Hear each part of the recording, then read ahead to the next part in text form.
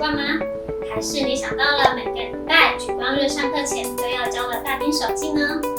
不管是日记还是大兵手记，你知道美少舰艇都有2本日记吗？这2本日记叫做航舶日志。航舶日志是美少舰艇从服役开始到除役那天，完整而且有顺序的记录舰艇上所有的事情。通常是由 TICO 指挥官及航行指挥官填写，而且航舶日志可是有法律上的地位，甚至还可以在法庭上作证的呢。那为什么会有2本呢？是因为航舶日志有草记本和誊正本之分。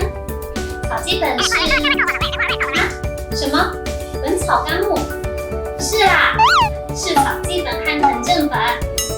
草记本是平常记录用的，每月会分单日及双日填写，而誊正本是草记本成阅后誊写到正本，每个月呈报到司令部，完成舰艇每个月的史记记录。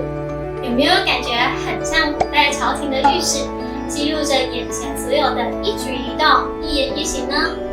今天的海军小百科航舶日志就介绍到这边，喜欢的话记得按赞、分享，并标注更多好朋友一起来认识海军哦。